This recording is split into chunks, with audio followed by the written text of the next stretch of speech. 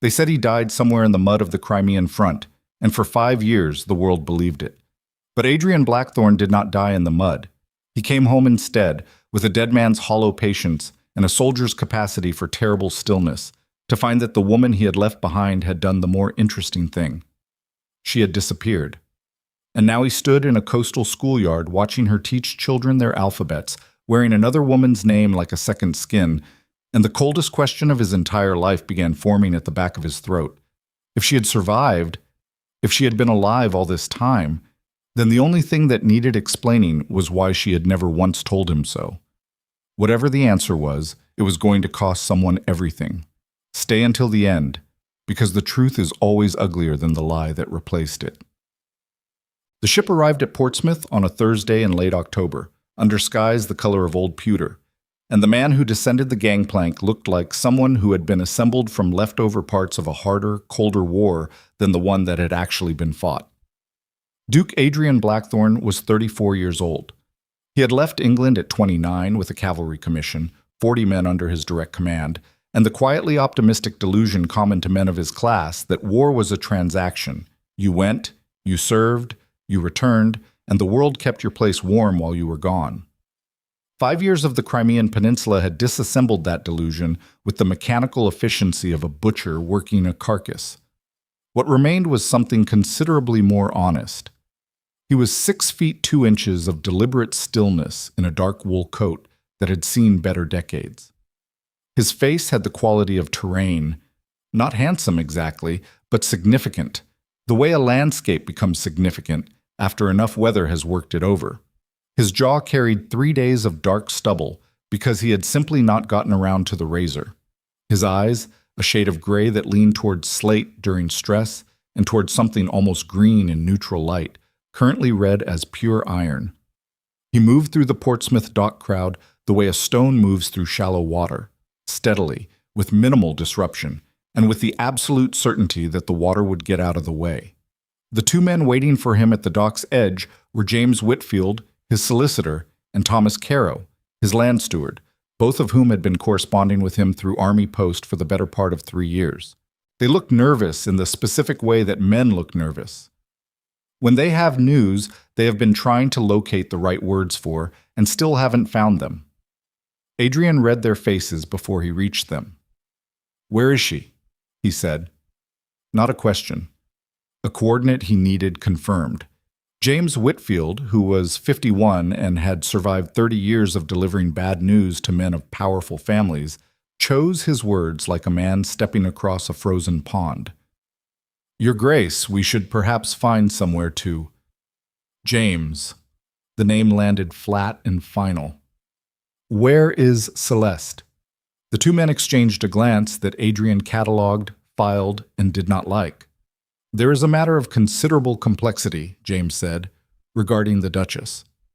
"Then uncomplicate it." "She has been officially presumed dead, Your Grace, since 14 months past. The inquest concluded in September of last year. The estate has been under the interim management of—" Adrian stopped walking. The dock traffic moved around him. A porter nearly walked into his back and redirected himself without complaint, sensing something in the man's stillness that argued against the collision. "Presumed," Adrian said. "The body was never recovered. The presumption was based upon— I know what a presumption of death is. I'm asking you to explain to me why it was issued for a woman who was in excellent health when I last saw her." "It has been 5 years, Your Grace," Thomas Carow said, carefully. "In the first year of your absence, the Duchess remained at Blackthorne Hall. In the second year, there were reports of difficulties. Disagreements with certain members of the extended family regarding management of the estate during the uncertainty of your—" he paused, "your reported status." "My reported status," Adrian repeated. The pause that followed was the kind that carries weight. "There were periods during the Crimean campaign," James said, "when communication from your regiment was intermittent. In the winter of 1854, reports reached England that your regiment had suffered catastrophic losses at the Chersonese Plateau. The reports were incomplete. For a period of approximately 7 months, it was believed by several parties, including certain members of your extended family, that you had—" Another pause. That you had not survived. Adrian looked at him for a long moment. A gull screamed somewhere overhead. The harbor smelled of brine and coal smoke and fish guts. And during those 7 months, Adrian said slowly, while it was believed that I had not survived, what happened to my wife? Neither man answered immediately, which was itself an answer of a kind. That, said James Whitfield, is precisely what we have been unable to fully determine. Chum. They told him the rest of it in the private room of a Portsmouth inn over a meal that Adrian did not eat. The outline, as far as James and Thomas had been able to reconstruct it, was this. In the winter of 1854, with the false reports of Adrian's death circulating through the family's London connections, Celeste had found herself in an increasingly untenable position at Blackthorne Hall.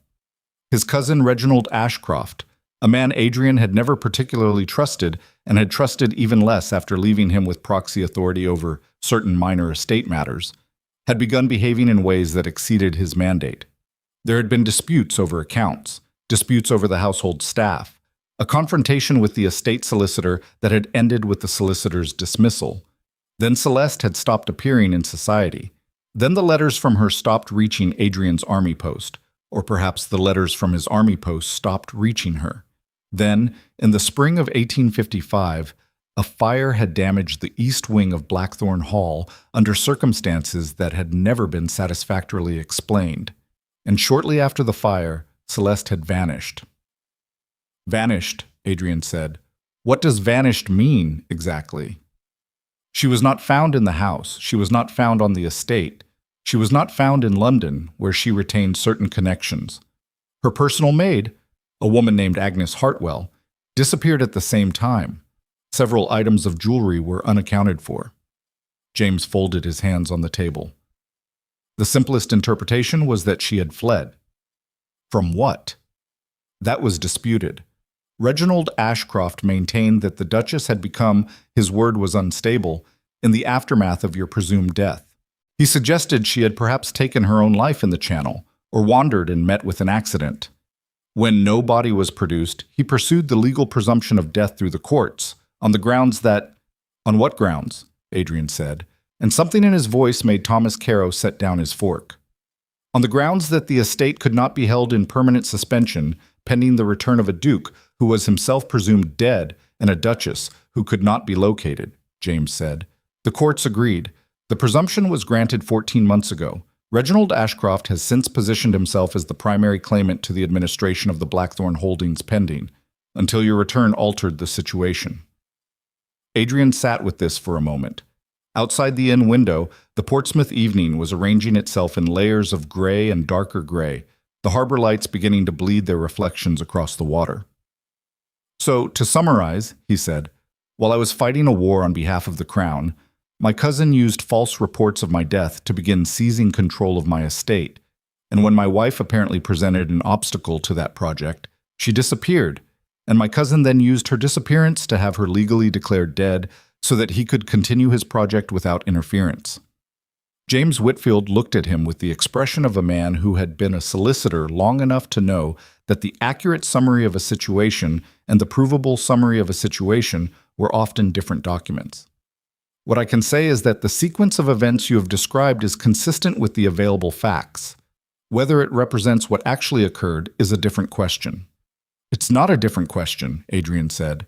It is the same question, phrased by someone who has not yet decided whether he is afraid of the answer. He stood up. He had not touched the food. I'm going to find her, he said. Not because I believe she is alive on the basis of any evidence you have presented me, but because I do not believe she is dead on the basis of any evidence anyone has presented anyone. And I have learned in 5 years of a war that killed 30,000 men who were equally certain of things that turned out to be wrong, that the absence of a body is not the same as the presence of a grave. He picked up his coat from the chair. I will be at Blackthorne Hall by the end of the week. Reginald Ashcroft will not be there when I arrive. Make the necessary arrangements. He spent 3 weeks at Blackthorne Hall, and they were among the most clarifying weeks of his adult life. The house itself was wrong in ways that he could feel before he could name. A great house has a specific gravity. The accumulated weight of its routines, its staff's particular rhythms, the way rooms hold their function like a body holds its posture. Blackthorne Hall had been pulled out of True. The East Wing remained a burned shell 3 years on, which spoke to either neglect or deliberate abandonment of the repair. Certain paintings were missing from the long gallery, not stolen exactly, but relocated with the casual authority of someone who had decided they belonged somewhere else. The staff had been significantly reduced and significantly changed. Agnes, Celeste's personal maid, was genuinely gone. No one Adrian spoke to had seen her in 3 years. Reginald Ashcroft had departed the hall 2 days before Adrian arrived, which suggested that James Whitfield's message had reached him, and that he had chosen the interpretation of that message most favorable to his immediate comfort. He had left behind a forwarding address in London and a housekeeper, a woman named Mrs. Fenn, who had not been on the hall's staff 3 years ago, who answered Adrian's questions with the specific, careful blankness of someone who has been told what to say and has decided to say exactly that, nothing more and nothing less. The estate's paper records were incomplete in ways that had the quality of decisions rather than accidents. Account books for the years 1854 and 1855 were missing entire quarters. Correspondence files had been selectively culled. The legal documentation for the presumption of death proceeding was present and formally in order, which was itself a kind of evidence. Someone had been very careful about the legal architecture while being considerably less careful about the evidentiary gaps underneath it. Adrian worked through the documents with the systematic patience of a man who had spent 5 years planning cavalry movements across terrain he had never personally surveyed. He was not a lawyer. He was not an investigator. He was, however, someone who had learned that the most important feature of any landscape was not what was visible, but what was absent: the dry riverbed, the farm that should have been there, the road that the maps showed but the ground didn't.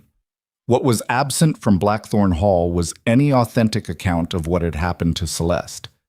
What was present was a forensic silence around the question that had the specific shape of manufacture. On the 4th day, he found Agnes Hartwell's younger sister, a girl named Mary, who had worked in the hall's kitchen in 1855 and had been let go by the new housekeeper 6 months after the Duchess disappeared.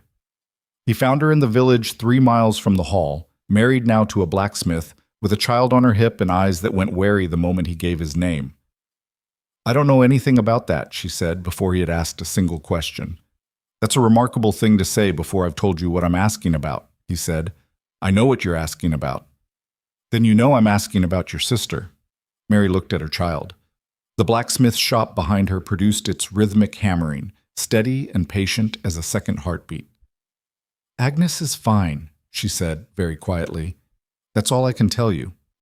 It took him the better part of an hour to get more than that from her, and what he got was oblique and hedged with the particular fear of someone who understood that certain pieces of information carried certain costs. But the outline that emerged was this. In the spring of 1855, Agnes had come to her sister in the night, on foot with a bag. She had been frightened in a way that went past frightened into something more primal. She had told Mary that something had happened at the hall, something that she would not describe in specifics, but that had required the Duchess to leave, immediately and quietly, and that Agnes was going with her. She had told Mary not to look for her. She had told Mary that when people asked, and people would ask, the answer was that she knew nothing. "Did she say where they were going?" Adrian asked. "No." "Did she say anything about what had happened?" Mary looked at her child again. The child looked back at her with the uncomplicated curiosity of someone too young to understand what any of the surrounding adults were anxious about. "She said the Duchess was alive," Mary said, finally. "She said the most important thing was that the people who needed to believe otherwise believed it." He spent the next 2 weeks in motion. London. The Duchess's family connections in Sussex, a sister who had married a naval captain and whose information was 3 years old but genuine. Celeste's former modiste, who had received a final settlement of her account in May of 1855, and had thought it strange because the Duchess had always been prompt with accounts, and the timing felt like a closing of books, rather than a routine payment. A coachman who had been let go from the hall in April of 1855, and who, after considerable persistence on Adrian's part, admitted that he had been asked, on one occasion, to drive a route to the coast rather than to London, and that there had been 2 passengers, and that one of them had asked him, very specifically, to tell no one about the journey. The coast. She had gone to the coast. The English coastline is not a small thing. It runs for thousands of miles if you count the indentations, the coves, the tidal flats, the fishing villages that sag against their harbors, with the settled permanence of things that have been there long enough to stop being noticed. Adrian was not operating on certainty. He was operating on the specific, unreasonable stubbornness that had kept him alive through 5 years of a war that had killed better men. The stubbornness that refused to accept the finality of missing until it had been replaced with something more definitive. He went south first, then east. He asked questions in the particular way that a man with considerable resources and no performance of authority can ask questions. Not demanding, not official, but patient and very precisely specific, the way a surgeon is precise, because imprecision costs things you can't replace. He was in the coastal town of Aldermere, a prosperous but not fashionable settlement of perhaps 4,000 souls on the Kent coast, on a gray Tuesday morning in November, when he found her. Or rather, when he found a woman who was not her, in a way that made every nerve in his body go completely quiet.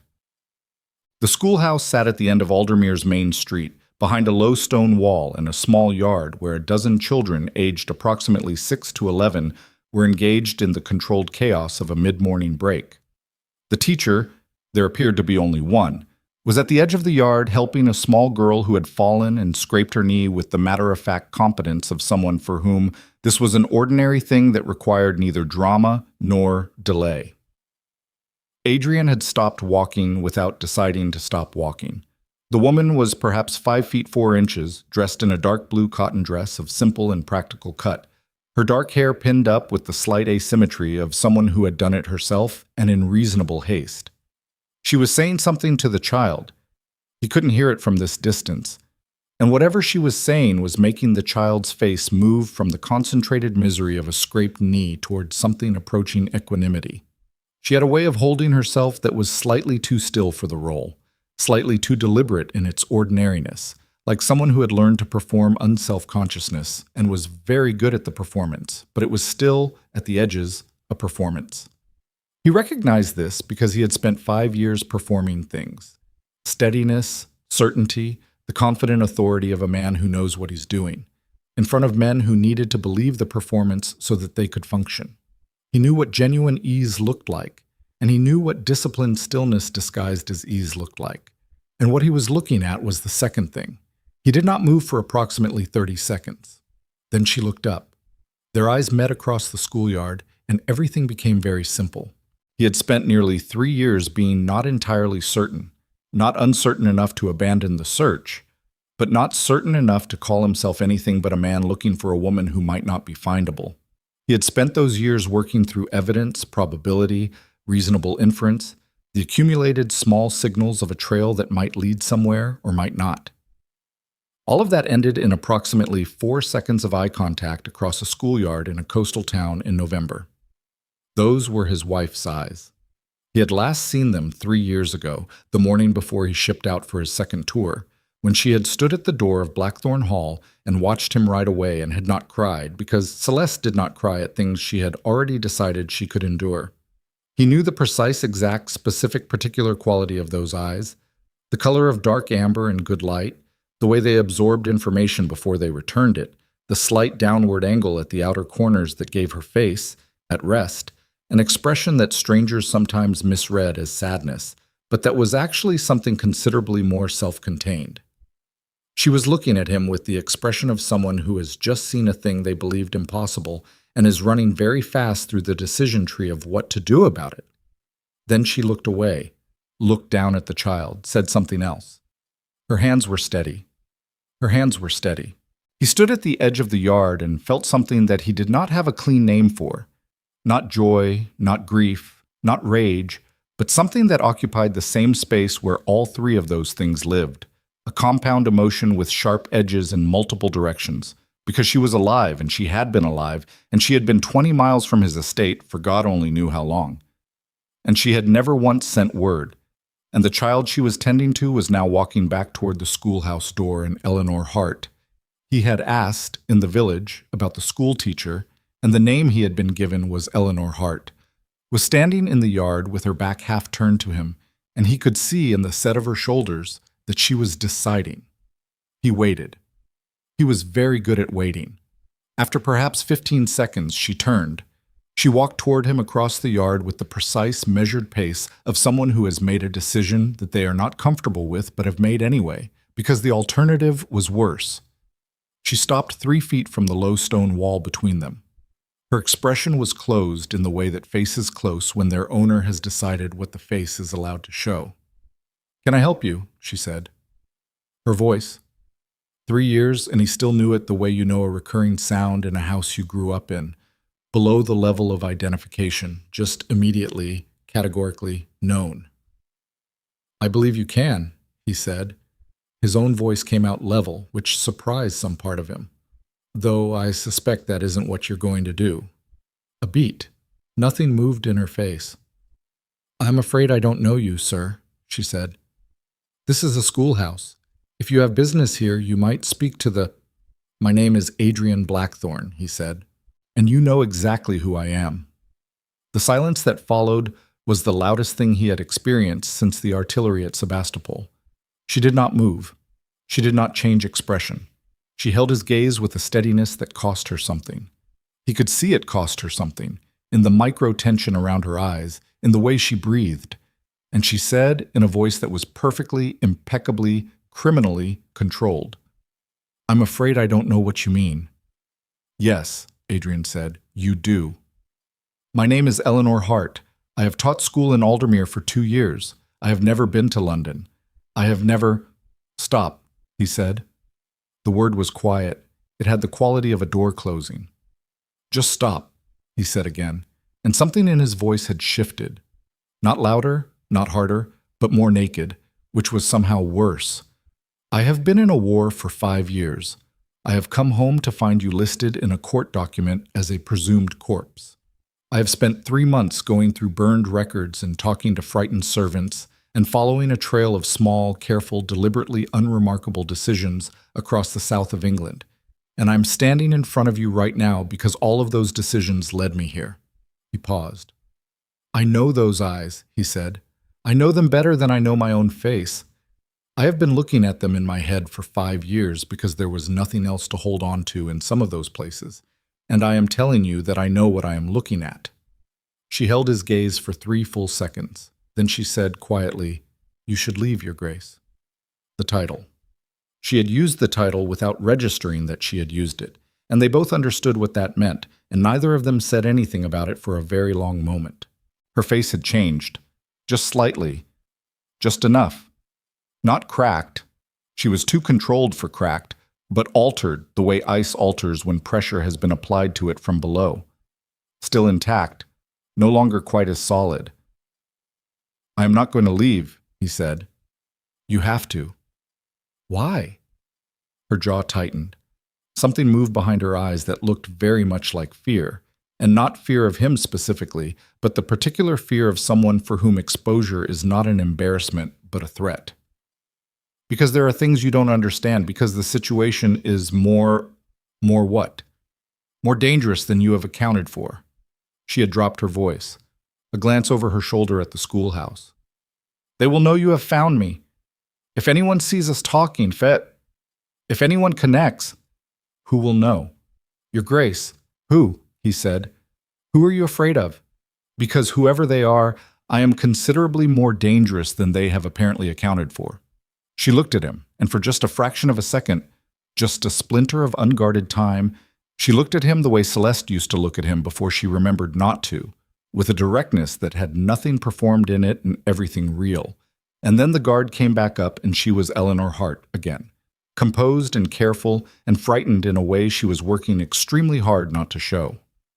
"Go back to the hall," she said. Secure the estate, and do not come back here until you understand what you're walking into." "Tell me what I'm walking into." "I can't." "Can't or won't?" "Both." Her voice had dropped even lower. The children inside were audible through the schoolhouse windows, reciting something, multiplication perhaps, their voices making that particular ragged unison of students who haven't quite synchronized. Please, go back to the hall. Look at the accounts for 1854. Not the ones James has, but the ones that were filed with the county court in March of that year. Look at who signed the property disposition orders. Look at the name. And then you will understand why I can never go back. She turned and walked back to the schoolhouse door and did not look at him again. He stood at the wall for a long time after the door closed, in the November wind off the channel, with the sound of children reciting multiplication tables coming through the glass, and the certainty of something enormous and still only partially visible taking shape in the landscape of what he knew. Good. He did not leave Aldermere. He took a room at the village's single inn, the Anchor, a respectable if modest establishment that served the local fishing trade and the occasional traveler on the coastal road, under his own name, because he was not a man who hid behind false identities, and because he had learned that a visible presence was often safer than a concealed one. He ate his dinner in the common room. He spoke to the innkeeper with the easy practicality of a man on routine business. He gave no explanation for his presence. That night, he sat at the small desk in his room and wrote 3 letters. One to James Whitfield in London, requesting the specific county court documents from March of 1854 that Eleanor had mentioned. One to Thomas Carow at the Hall, requesting an immediate and thorough audit of all property disposition records for the years 1854 and 1855. And one to a man named Colonel Francis Beaumont, retired, who had been his commanding officer for 2 years in Crimea and who currently lived in Canterbury and who had, in the years before the war, served in a capacity adjacent to the Home Office that Adrian had never asked him to specify and that Beaumont had never volunteered. He had not needed to call in that particular connection before. He needed it now. He sealed the letters and left them with the innkeeper for the morning post. Then he went to the window and stood looking at the main street of Aldermere, dark and quiet under the November stars, with the smell of salt air coming in around the frame. Somewhere at the end of that street, behind the stone wall of the schoolhouse yard, she had made a life from nothing, a name, a profession, a 2-year history in a town where nobody had known her before. He could only estimate the cost of that. Not the financial cost, though that was real, but the other cost, the one that couldn't be quantified, the cost of waking up every morning and being someone else, of performing a different history so completely that you could no longer casually access your own. He had spent 5 years performing steadiness in front of dying men. He understood something about what that cost. What he did not understand, what he was going to need to understand, and soon, was what had happened at the hall in the spring of 1855 that had been severe enough to make death preferable to discovery. The lamp on the desk threw his shadow long and angular across the floor. Outside, the harbor made its quiet sounds. Somewhere distant, a dog barked twice and was silent. He was thinking about the moment she had used his title. She had caught it herself, instantly, said he had seen the catch, and had said nothing about it, and neither had he. And they had both understood that the moment contained the admission she was refusing to make with words. Language can be controlled. Reflex is harder. She knew him. She had always known him, and she was choosing, deliberately, systematically, with considerable skill, not to be known. The question was what she was protecting. Herself, obviously. But from what, precisely? And here was the thing that had been sitting at the back of his mind since the schoolyard, the thing he had not voiced to her face because he had not wanted to put words to it until he was alone, the specific phrasing she had used. They will know you have found me. Not he will know. They. More than one person. An organized they. A they that could, apparently, reach into a quiet coastal town and do something about an inconvenient discovery. He turned from the window. He was tired in a way that went past physical into something structural, the kind of tired that 5 years of sustained extremity produces. The tired that is less about sleep and more about the fact that a man has been running on the residual fuel of purpose for so long that he has stopped noticing the tank is low. But the tank wasn't empty yet. He put on his coat. He went back downstairs past the tap room where the last 2 patrons of the evening were finishing their drinks and out into the cold street. He walked the length of Aldermere's main street once, quietly, in the dark. He noted the positions of the adjacent buildings to the schoolhouse. He noted the lane that ran behind it. He noted the directions of the roads out of the village, east toward the Folkestone Road, west toward Dover, north toward the Canterbury Coach Road. He noted a man standing in the shadow of the blacksmith's building at the end of the street, who had been there when Adrian came out of the inn and was still there when Adrian completed his circuit and returned. Not unusual by itself. Men stand in shadows at night for ordinary reasons, but this particular man had the specific stillness of someone who is not smoking, not waiting for someone, not simply taking the air. He had the stillness of someone who was watching without wanting to be seen watching, which was a somewhat more specific thing. Adrian did not look at him directly. He went back into the inn and upstairs to his room and sat with this new piece of information for a while. Someone was already watching, which meant that whatever network had been keeping an eye on Eleanor Hart, on Celeste, on the woman who wore another woman's name, was aware that something had changed. Whether that was because they'd been watching him since Portsmouth, or since he'd appeared at the schoolyard gate, or since he'd taken a room at the Anchor under his own name, he couldn't determine yet. What he could determine was that the morning was going to matter considerably, and that the margin for error was narrower than he had estimated, and that the woman at the end of the street had been right about one thing. He was walking into something he had not yet fully mapped, but then he had been doing exactly that for 5 years, and he was still here. He extinguished the lamp and lay down on the narrow inn bed without removing his coat, and listened to the harbor, and to the silence beyond the harbor, and to the particular quality of a November night in a coastal town that was now, unmistakably, irrevocably, about to become something other than quiet. He had found her. He had found her alive, and deliberate, and afraid, and refusing to admit any of it, and there was a man standing in the dark at the end of the street whose business there had the specific quality of threat. He was not going to leave Aldermere. And tomorrow, she was going to have to talk to him.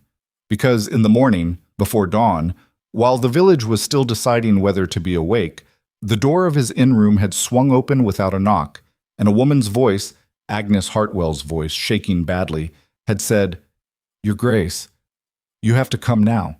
Someone's tried to kill her tonight, and she's the only one who knows why, and she still won't tell you. But she will tell you this." She paused, and in the pause, Adrian was already moving, coat on, hand on the door frame, the old body-level readiness that the war had installed in him, and that apparently never fully uninstalled itself. She says, if you're going to help her, you need to know what's in the east wing of the hall, not what burned, what's underneath what burned. Agnes Hartwell was 40 years old and looked 60. And Adrian understood in the first 3 seconds of seeing her that whatever had happened in the spring of 1855 had cost this woman something she had never gotten back. She was standing in the narrow corridor outside his room with a shawl pulled tight around her shoulders and a cut on her left hand that was still seeping through a makeshift bandage of torn linen. Her eyes had the particular quality of someone who has been frightened for so long that fear has stopped being an event and started being a climate. "Tell me what happened," he said. "Someone came to the cottage," Agnes said. "Came through the back. She heard the window before they got it open and got out the front, but they—" She stopped. "There were 2 of them. She ran to me. She's there now." "Is she hurt?" "Not badly, shaken. She twisted her ankle on the lane." Adrian was already moving, coat buttoned, down the narrow staircase and through the inn's back door into the November dark. Agnes kept pace behind him, shorter and faster than he expected.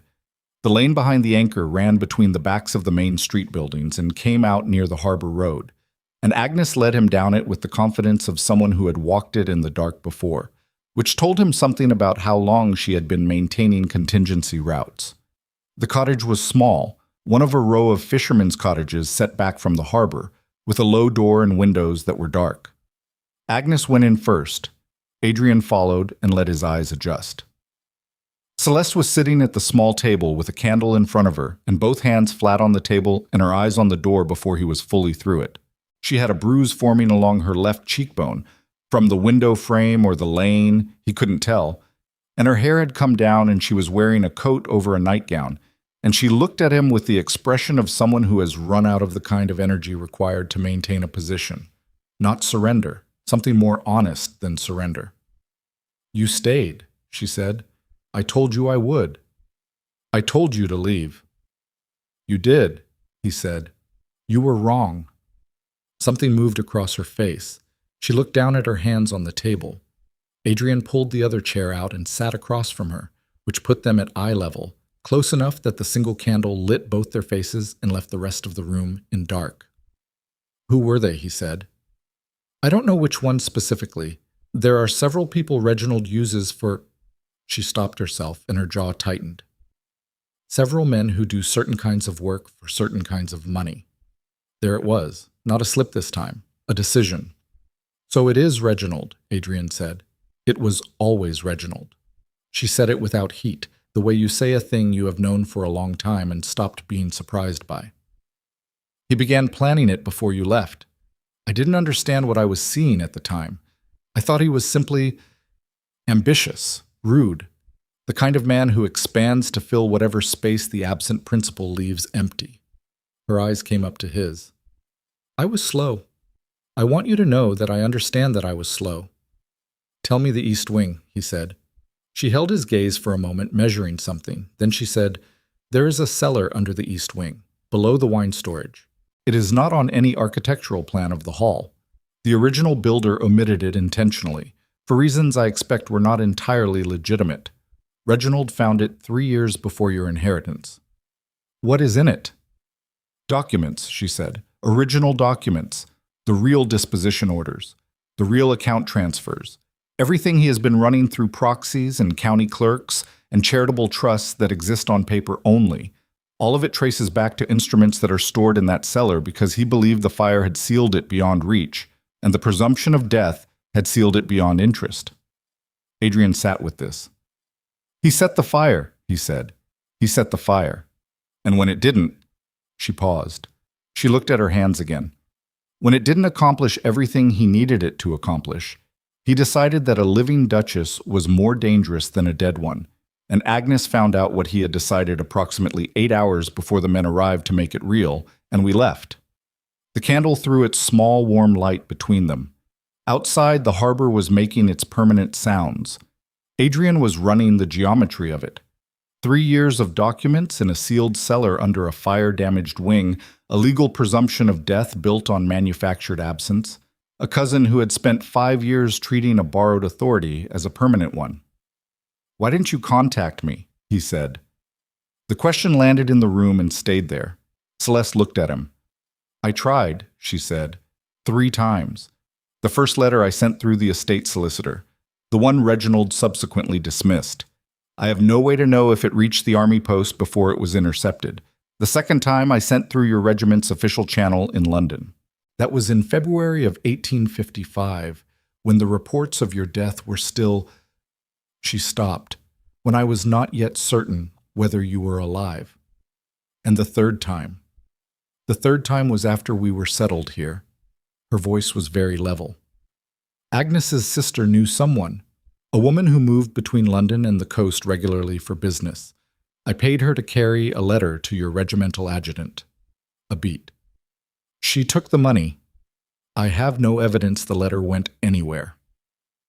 Adrian said nothing for a moment. He was aware of his own anger, not at her precisely, but at the shape of the thing, at the 3-year architecture of near misses and intercepted channels, and the specific cruelty of a conspiracy that had been thorough enough to maintain itself, even against someone who was actively trying to break through it. "I believed you were dead," Celeste said quietly.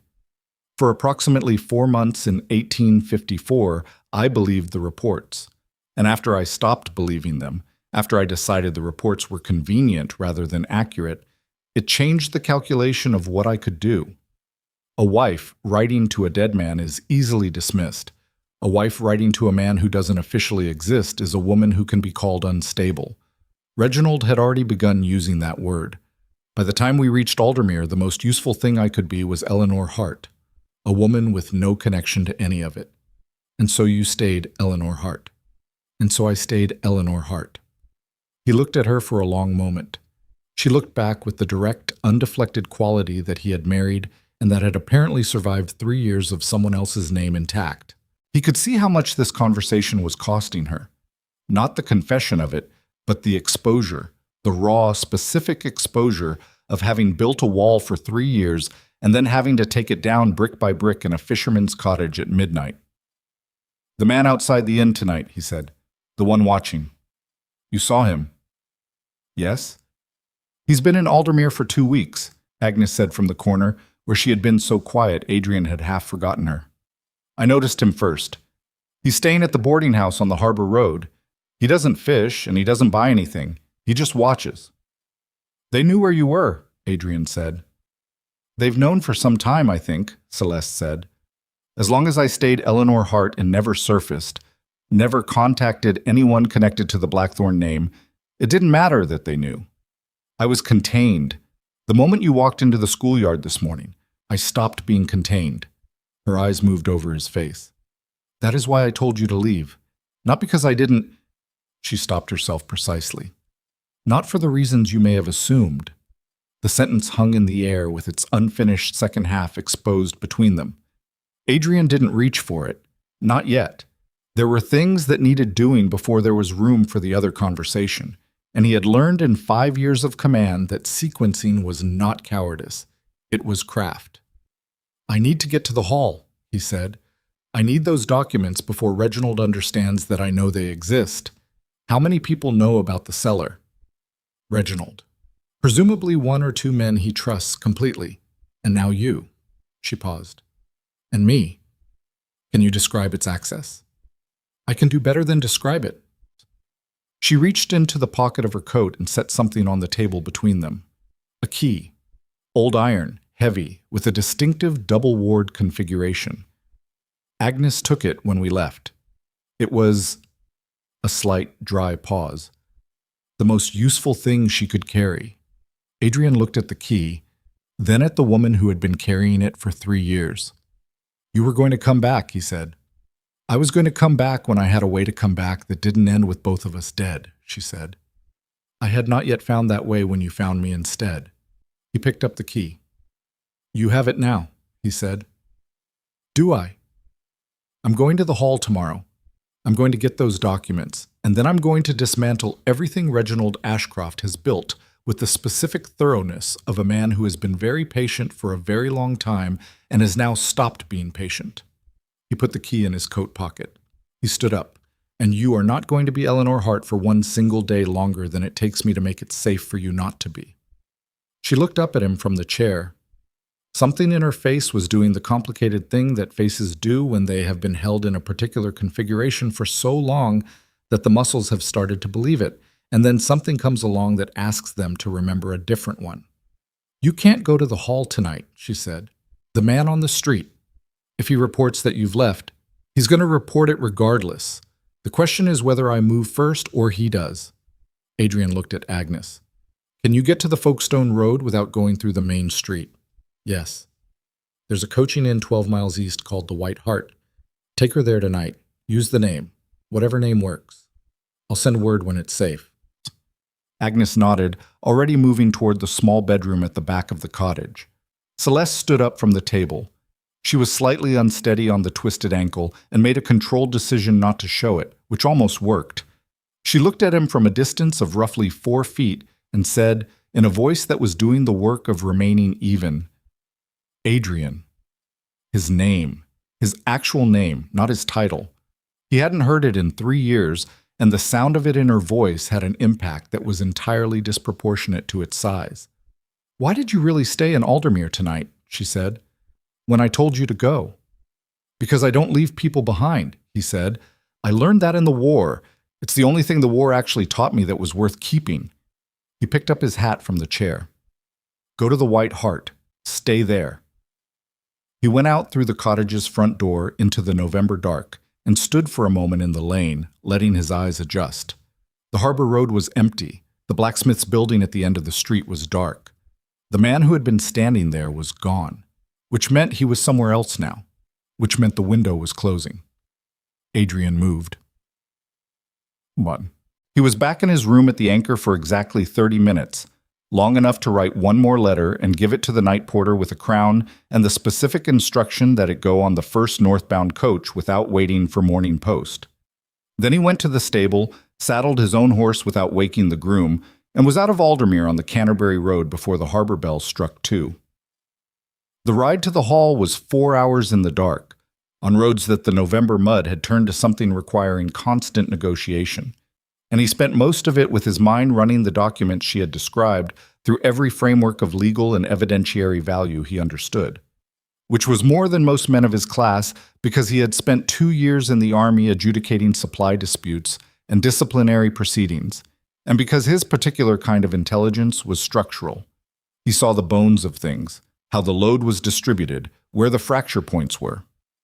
What Celeste had described, if it was accurate, was not merely a fraud.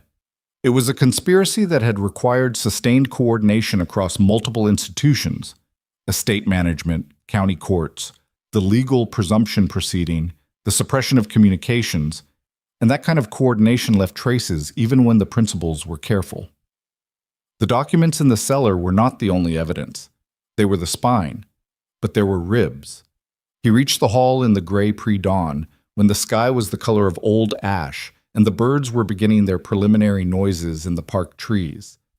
He went around to the east wing's exterior rather than through the house, because he had no intention of waking Mrs. Fenn or whoever else Reginald had left in place to monitor the property. The east wing's fire damage was 3 years old and had settled into permanence. Charred timbers, collapsed sections of interior wall, the particular smell of old burning that never entirely goes away. He had been told the wing was structurally unsafe and had been told this by people who worked for Reginald Ashcroft, which meant the assessment was probably accurate in the least useful possible direction. He moved carefully, testing his footing, using the lantern he'd carried from the stable at its lowest setting. The wine storage was at the far end of the ground floor, behind a door that had survived the fire largely intact because the fire had been set in the floor above and had come down through the ceiling rather than through the walls. The cellar access was a hatch in the wine storage floor. He found it under a rack of bottles that had been repositioned recently by the marks in the dust to cover it. The key fit. Below was a space approximately 10 feet by 12, dry despite the coastal location because whoever had built it had lined the walls and floor with fitted stone rather than brick. Wooden shelving on 3 sides. On the shelving, document boxes, real ones, the kind solicitors use, with cloth ties and handwritten labels. He took the lantern down and began reading. It took him until full morning to understand the shape of it, and full morning was still not enough to read it all. What he had was worse than what Celeste had described, which was saying something considerable. The core fraud was a series of property disposition instruments, signed, witnessed, sealed, that had transferred the revenue rights to 4 of the Blackthorne estate's most productive agricultural holdings into a trust whose named beneficiary was a charitable organization that did not exist. The trust had then made disbursements to a management company that was, on paper, a separate entity, but whose principals, when you trace them through the layers of proxy, were Reginald Ashcroft and 2 men whose names Adrian did not yet recognize but would. It had been running for 3 years. The amount was substantial enough to be a motive for murder. Not hypothetically, actually, specifically. The amount was the kind of number that men killed to protect. But the document that made him go very still, that made something in his chest do a specific thing it had not done since Sebastopol, was not a financial instrument. It was a letter. Written in Reginald's hand to one of the 2 unknown men, dated April of 1855. He read it twice. Then he folded it and put it inside his coat against his chest, because it was the kind of document that needed to be as close to his body as possible until it was in the hands of someone with the authority to act on it. The letter discussed, in the careful language of a man who understood he was creating a record he would prefer not to have created but needed to create for coordination purposes, the problem of the Duchess. It discussed the problem in terms of timeline and resource. It discussed a solution in terms that were oblique enough to be deniable and specific enough to be unambiguous. It discussed the management of the aftermath, the establishment of the presumption of death, the management of the estate solicitor, the management of the domestic staff, in a way that read less like a conspiracy in progress and more like an operational plan already in motion. The fire had not been intended to produce documents. The fire had been intended to seal a problem. The problem had walked out before it could be sealed, and for 3 years, the operational plan had been revised to accommodate an ongoing variable. Adrian put the lantern on the floor and sat on the bottom step of the cellar access and held the shape of this in his mind for a moment. He had come home expecting to find a wife. He had found instead the wreckage of a deliberate campaign, organized, funded, sustained, against the two people who held legal authority over everything Reginald wanted. He had come home from a war expecting the world to have held still, and the world had done the exact opposite of holding still. And Celeste had been living inside that wreckage alone for 3 years, in a borrowed name, in a coastal town, teaching children their alphabets. Something moved in him that he did not examine closely, because it was the kind of thing that could compromise the quality of the decisions that still needed to be made, and the decisions that still needed to be made were the only thing that mattered right now. He began carefully packing the most critical documents into the leather case he had brought from the stable. Not all of them. The originals needed to stay where they were, witnessed by someone other than himself, accessed under formal legal supervision, but copies of the key instruments. The letter. The disposition orders with their false signatures. He was sealing the case when he heard the footstep above him.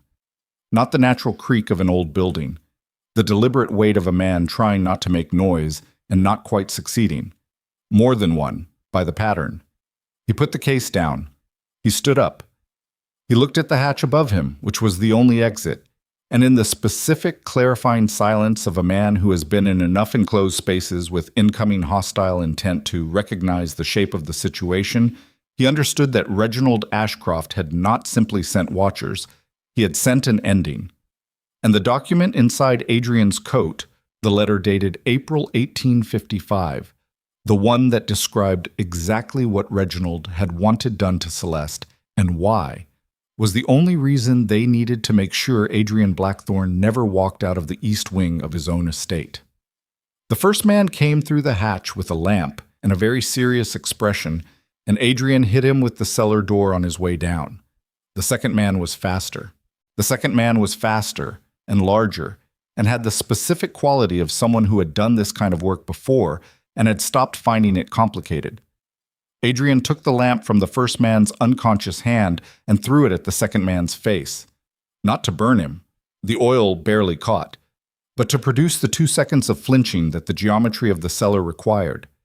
He used those 2 seconds to get up the hatch stairs, which put him at floor level in the wine storage with enough room to move, and the second man came up behind him with a knife that caught the gray morning light through the cracked ceiling above and looked entirely serious about its purpose. They went through the wine storage and into the burned corridor and out through a collapsed section of exterior wall in approximately 40 seconds, which was not elegant but was sufficient. And it ended in the frost-hard ground of the east wing's exterior, with Adrian on top, and the knife somewhere in the rubble, and the second man making the sounds of someone who had had the breath comprehensively removed from his body. Adrian stood up. His coat was torn at the shoulder. His hands were bleeding from the wall rubble. He picked up the leather document case from where he had dropped it in the corridor and checked the clasp. Intact. He looked down at the man on the ground, who was beginning to reassemble his breathing into something functional, and said, "Who sent you?" The man said nothing. His eyes were the calculating eyes of someone deciding whether the present situation was temporary or permanent. "Reginald Ashcroft," Adrian said. "Yes or no?" Still nothing. "You will tell someone eventually," Adrian said. "The only variable is who you tell it to and under what circumstances." He picked up his hat from the ground. "Think about that while you're lying there." He went to the stable. His horse was where he'd left it. He rode north. Colonel Francis Beaumont lived in Canterbury in a house that had the ordered, slightly austere quality of a military man's retirement.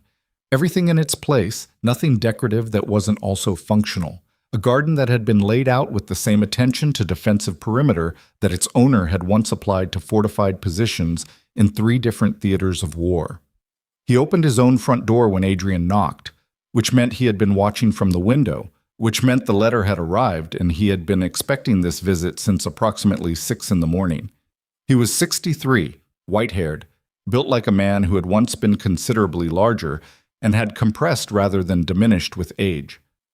He looked at Adrian's torn coat and bleeding hands with the expression of a man who has seen worse before breakfast and found the current situation merely requiring. "Come in," he said. "You look like the East Wing. I was in the East Wing." "I know. Sit down." The study was warm and smelled of paper and pipe tobacco and the specific dusty competence of a man who has spent 40 years accumulating information about other men's vulnerabilities. Beaumont poured 2 glasses of brandy without asking and set one in front of Adrian and sat down across from him with the other. "Tell me what you have," he said. Adrian told him. All of it. Aldermere, Celeste, the cellar, the documents, the letter, the 2 men in the East Wing. He laid it out in the sequential, unfurnished way that military briefings require, because Beaumont was not a man who needed atmosphere, and because the facts were sufficiently serious without decoration. Beaumont listened without interrupting. His face did the thing that experienced men's faces do when they are processing serious information. Very still, very attentive, occasional small reactions that meant something to Adrian because he knew how to read them. Twice he asked a clarifying question. Once he said something under his breath that Adrian didn't catch and didn't ask him to repeat. When Adrian finished, Beaumont looked at the document case on the desk between them for a long moment. "The letter," he said. Adrian opened the case and produced it. Beaumont read it. He read it the way he read everything, completely, without rushing, going back twice over specific sections. Then he set it down with a deliberateness that communicated more than speed would have. "This is sufficient," he said. "With the original instruments from the cellar and 2 corroborating witnesses from the estate staff, this is more than sufficient." He looked at Adrian directly. "You understand what sufficient means in this context. Criminal proceedings. Among other things, Reginald Ashcroft is not a peer of the realm. He does not have the protection of a trial by his equals. He is a gentleman of moderate standing who has committed fraud on a substantial scale and conspiracy to commit," Beaumont paused fractionally, "more serious offenses against persons. The letter makes the more serious offenses documentable." He picked up the brandy. "He's going to understand that when he learns what you found this morning. He already knows I was in the wing. His men were waiting. Then he knows the window is closing." Beaumont set the glass down. "He's going to move quickly. He still has allies. The county clerk who processed the disposition orders, at minimum. Possibly someone in the court that granted the presumption. He'll be trying to manage the evidence trail right now." "What about the Duchess?" Adrian said. "If he knows she's alive, and after last night he does, she is both his most dangerous problem and his most immediate one. A living Duchess who can testify contradicts the entire legal architecture of the presumption. It unravels the estate claims. It turns the conspiracy from a successful operation into a prosecutable offense." Beaumont looked at him. "She needs to be somewhere visible, somewhere public, somewhere that makes her disappearance again significantly more complicated than it was 3 years ago." "The charity gathering," Adrian said. He had seen the notices in Aldermere. A regional charitable assembly at the county hall in Maidstone, 3 days hence, organized by the local gentry association and attended by enough people of sufficient standing that anything that happened within it became a matter of public record almost immediately. He had seen the notices and filed them as irrelevant because 3 days ago he had not known that irrelevant and relevant would swap places overnight. Beaumont nodded slowly. "If the Duchess of Blackthorne attends a public gathering with 300 witnesses and her husband, she is no longer a rumor to be managed. She is a fact, and facts of that weight cannot be quietly addressed." "It's also 3 days," Adrian said. 3 days is time for Reginald to move." "Yes," Beaumont said, "which is why I am going to make a visit to a certain person in London today, and you are going to spend the next 3 days being extremely visible in precisely the ways that make certain kinds of action against you too costly to attempt." He paused. "Where is she now?" "The White Hart on the Folkestone Road, with her maid." "Move them." "Not the White Hart. Somewhere I choose. I have a property outside Bearstead, empty, maintained, unknown to anyone in Reginald's circle. Take her there tonight." He stood, which was the movement of a man transitioning from analysis to action. "Adrian." Adrian looked up. "She's been holding this alone for 3 years," Beaumont said, with the straightforwardness of a man who considers emotional accuracy to be operationally relevant. Whatever she has built, the distance, the name, the architecture of not being who she built it because it was the only structure available. Don't dismantle it faster than she can rebuild. Adrian said nothing for a moment. Then, "That is unexpectedly perceptive of you, Francis." "I've been retired for 4 years," Beaumont said. "I've had time to develop perceptions I didn't previously require." The house outside Bearstead was exactly what Beaumont had described: empty, maintained, unremarkable from the road, with a competent housekeeper named Mrs. Dove, who asked no questions and provided 2 rooms and a meal with the professional serenity of someone who had served in this capacity before and understood its requirements. Celeste arrived with Agnes at dusk in Beaumont's carriage, and she walked into the house with the particular wariness of someone who has learned not to settle into any space before she has assessed its exits. She found Adrian in the front room and stood in the doorway and looked at his torn coat and the bruising along his jaw from the East Wing corridor, and her face did something that she then chose not to pursue.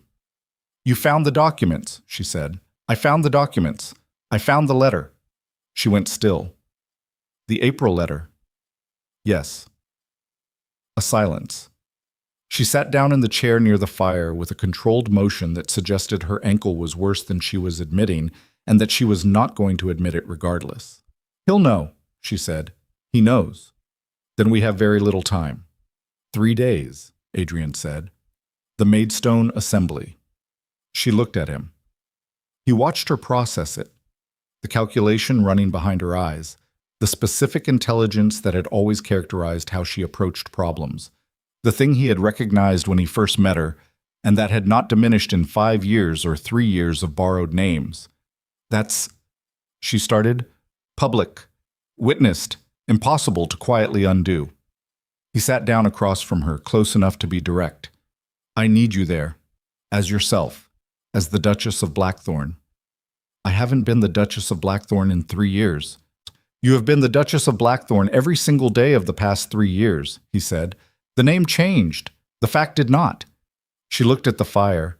The light moved across her face in the way firelight does, finding the angles, settling into the shadows. He watched the muscle work in her jaw, the specific kind of working that meant she was holding something back and deciding whether to continue holding it. "If I walk into that assembly," she said, "as myself, if I stand in front of 300 people and confirm that I am alive and that the presumption was fraudulent, there is no version of events after that point in which I am Eleanor Hart anymore."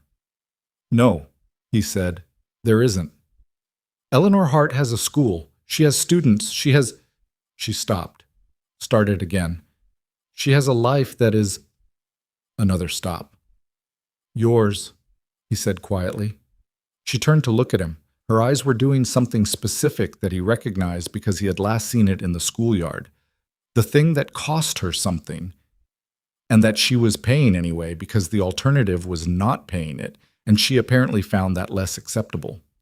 "Yes," she said, "mine. I built it. It was not a small thing to build something real from nothing in a place where nobody knew you." "I know."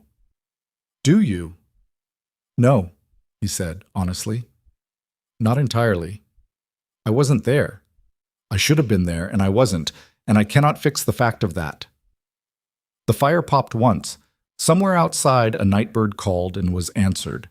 "I need 3 days," he said, "after the assembly, after the evidence is formally in the hands of people who can act on it. You can have any version of your life you choose, including a version that looks significantly different from the one you left." He paused. "But I need 3 days of Celeste Blackthorne first." She was quiet for a long moment, long enough that the fire settled lower. "I'll need a dress," she said finally. "Tiet." The morning of the Maidstone Assembly arrived gray and cold, with the specific biting quality of a November day that has committed fully to being uncomfortable. The county hall was a large Georgian building at the center of town, with columns that were meant to communicate civic permanence and largely succeeded. By 11 in the morning, the carriages were arriving with the regular frequency of an event that represented the season's significant social occasion for the region's better families. Adrian arrived first, with Beaumont and 2 men whose presence was not decorative, Former Army, current employment in a capacity that Beaumont described simply as helpful, which Adrian understood precisely. He worked the room for 40 minutes with the deliberate visibility of a man making himself a public fact, accepting the expressions of surprise and welcome and condolence and speculation that his return generated, answering questions with the practiced brevity of someone who is managing multiple conversations simultaneously while watching the door. Reginald Ashcroft arrived at 11:30. He came in with 2 men of his own, different men from the ones in the East Wing, which meant he had resources Adrian had not fully mapped. And he came in looking for Adrian in the specific way that a man looks for something he has already decided represents a problem. He found Adrian near the long windows on the south wall, and his face did the thing that faces do when someone has been managing a situation for 3 years and has just registered that the situation has changed shape. He was 51, running to heaviness, with the specific confidence of a man who has spent 3 years believing he had won. The confidence was still there, but something underneath it was running the calculation of the East Wing, and the calculation was producing a result that the confidence was working very hard to paper over. "Adrian," he said, with the warmth of a man who has practiced warmth extensively. "My God, I heard you were back, but to see it, I cannot tell you how—" "Save it," Adrian said. Reginald stopped. His 2 men, flanking him slightly, registered the tone and did a subtle thing with their posture. "I beg your—" "I was in the East Wing yesterday morning," Adrian said. "I found what's underneath it." He kept his voice conversational because 300 people were in the room and conversational was a strategic choice. "I want you to know that before the next 20 minutes happen." Reginald's face did something complicated. The warmth drained out of it with the speed of a man whose internal calculation just produced a definitive answer. What replaced it was not panic. He was too experienced for visible panic, but a kind of cold assessment that was, Adrian thought, probably what the man looked like when he was being genuinely himself rather than performing a version of himself. "I don't know what you think you found," Reginald said. "The April letter," Adrian said. "Among other things." A fraction of a second, barely visible, but there. "I think," Reginald said slowly, "that you should be very careful about making accusations in a public setting that you cannot—" "I'm not making accusations," Adrian said. "I'm telling you what I found. The accusations are being made by a former colonel of the Home Office in a letter that arrived in London 2 days ago." He paused. "I want you to have complete information. It seems fair." Reginald looked at him for a long moment. The room moved around them with its social current, conversations, laughter, the clink of glasses, entirely indifferent to the specific thing happening near the south windows. Then Reginald's eyes moved just slightly toward the door, and Adrian saw the decision forming, and he said very quietly, "Don't." One of Beaumont's men was already at the door. Reginald saw him, and Adrian watched him see him, and watched the shape of the available options narrow in real time. "You have nothing that—" Reginald started. The main doors of the county hall opened, and Celeste Blackthorne walked in. She was wearing deep green, a dress that Agnes had found somewhere in the 3 days, well-made and appropriate to the occasion, nothing that announced itself too loudly. Her hair was up in the way that she wore it when she meant to be taken seriously. She walked into the room with the specific quality of a woman who has spent 3 years performing someone else's life and has finally, at considerable cost, stopped performing. The room noticed her the way rooms notice things that are slightly wrong at first, and then, as the wrongness resolves into recognition, go very quiet. Someone said a name. Not loudly, but names in rooms travel at their own speed. Celeste walked toward Adrian, and she walked past Reginald without looking at him, which was the most complete thing she could have done, and she stood beside her husband in front of 300 witnesses and said nothing because she did not need to say anything because she was simply, irrevocably, publicly there. Reginald Ashcroft looked at her for a long moment. He looked at Adrian. He looked at Beaumont, who had materialized near the windows with the unhurried placement of a man who has positioned himself exactly where he intended to be. And something went out of Reginald's face. Not the confidence exactly, something underneath the confidence.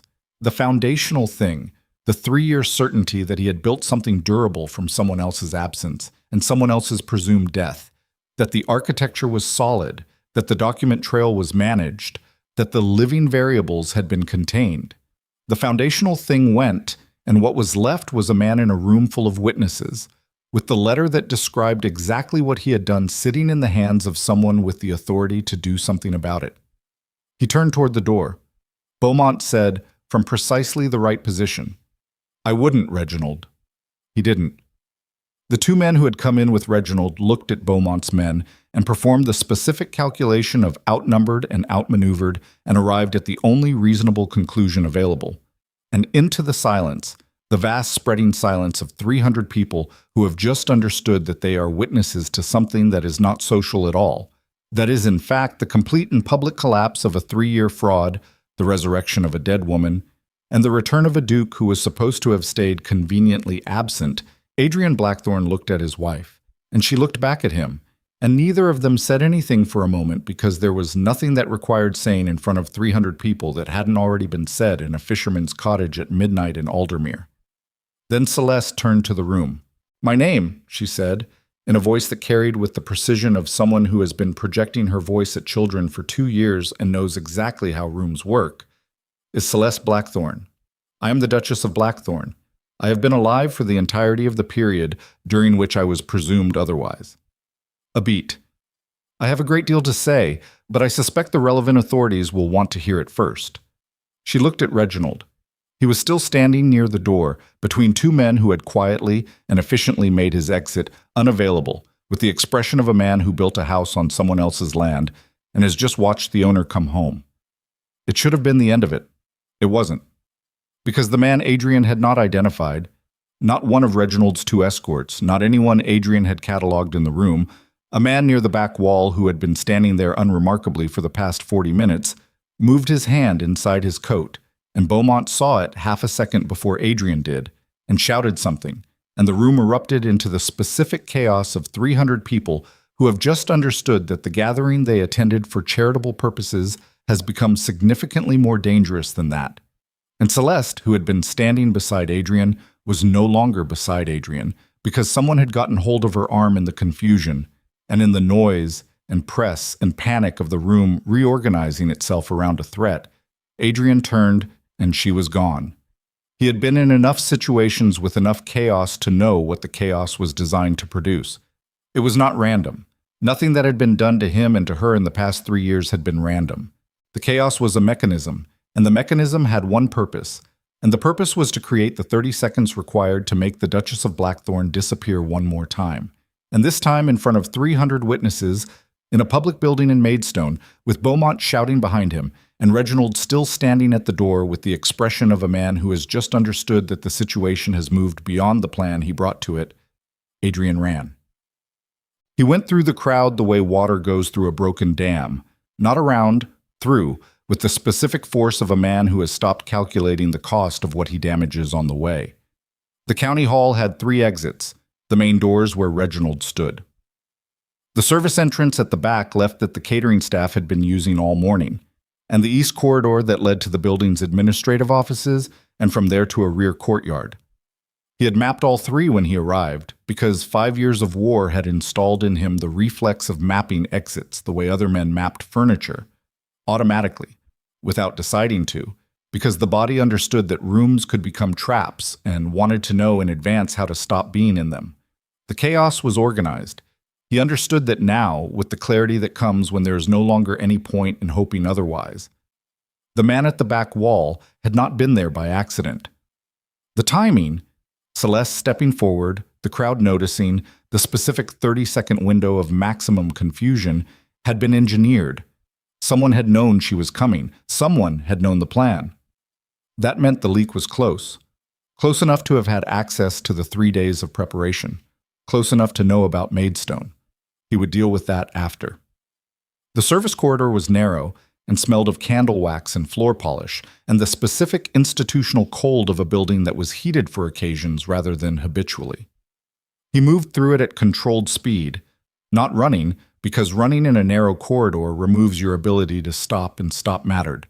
And he was checking each doorway as he passed, the old muscle memory methodology of clearing a space, when he heard her.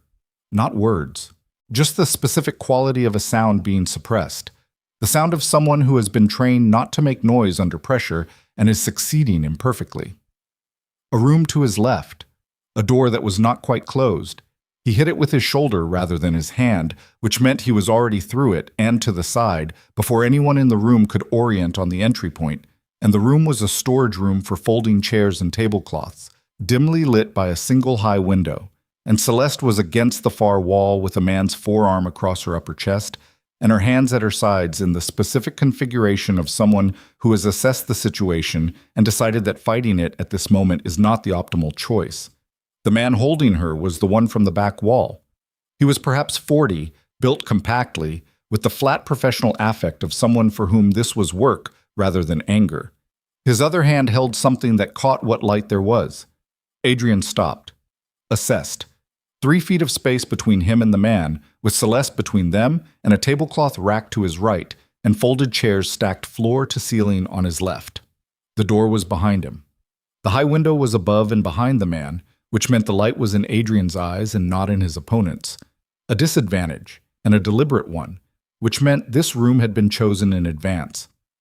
All of this took approximately 1 second of standing still. "Let her go," he said. The words came out flat and direct and completely without the heat that the situation might seem to call for, because heat in this context was a performance, and performances consumed resources he needed for other things. "Step back out the door," the man said. His voice had an accent that was not quite London and not quite anywhere specific, the accent of someone who moved around enough that origin had been smoothed off. "I'm not going to do that." Then this gets complicated for her. Adrian looked at Celeste.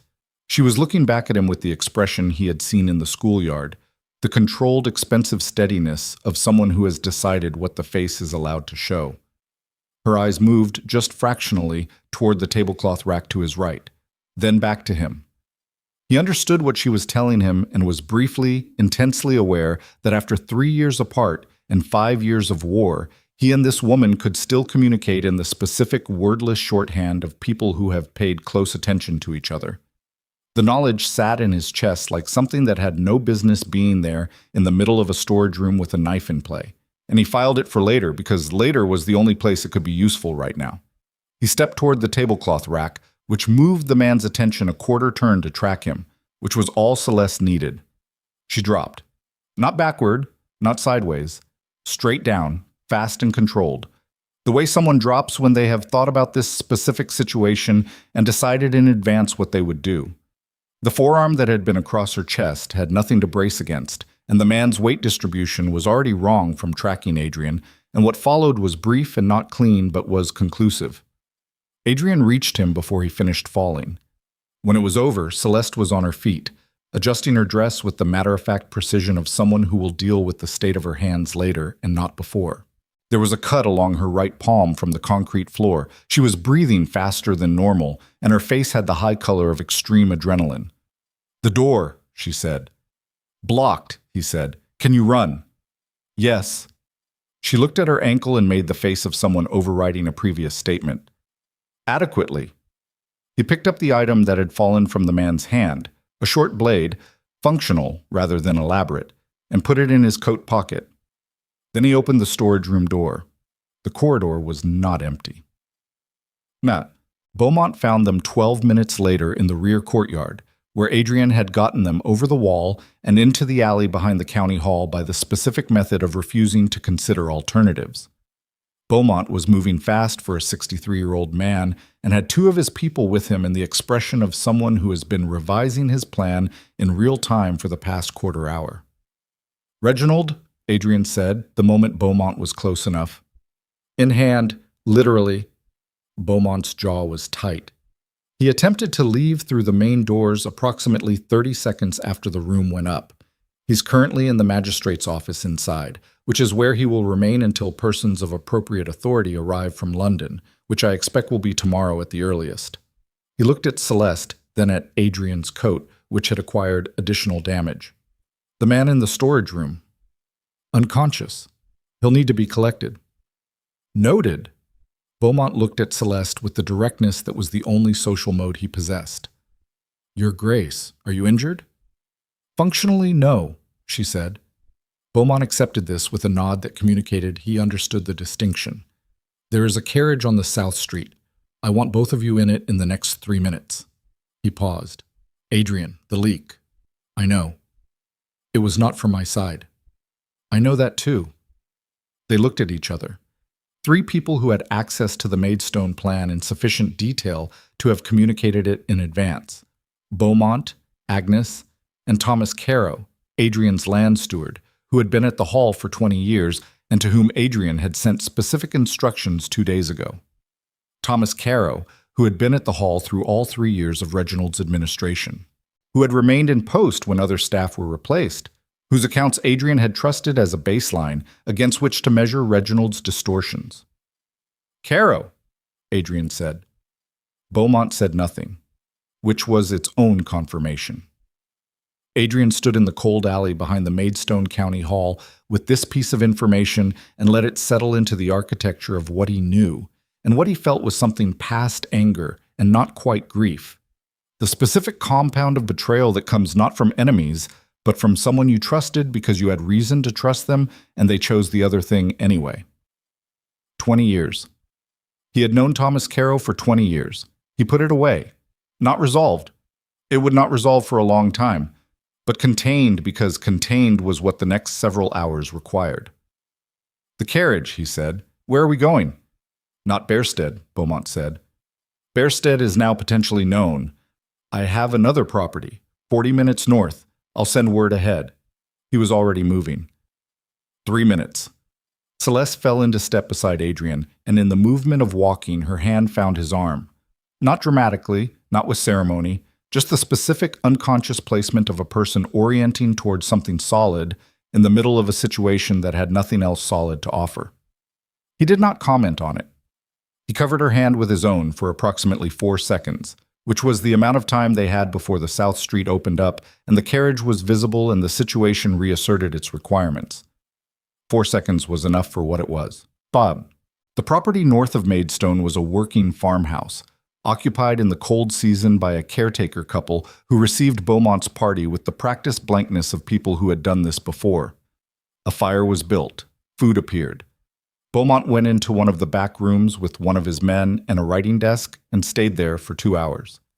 Adrian and Celeste sat in the kitchen because the kitchen was warm and the front room was where Beaumont was working and the upstairs was where Agnes had taken herself with the particular tactfulness of someone who understood that there were conversations that required an unoccupied room.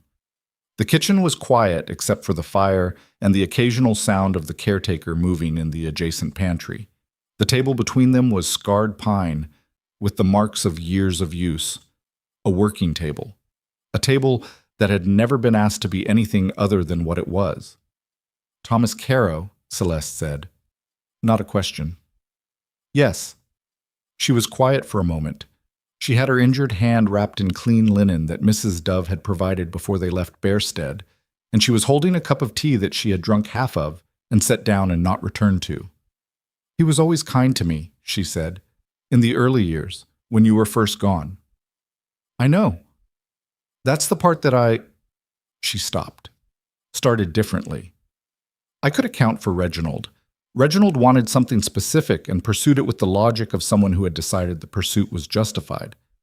That's comprehensible. It's ugly and it's comprehensible. She looked at the table. Thomas had nothing to gain except continued employment. He stayed because Reginald needed someone who knew the hall's operations, and he gave Reginald what he needed to stay, which was loyalty and information and the appearance of legitimate continuity. Her jaw tightened. 20 years. Survival isn't always the thing we expect it to look like, Adrian said.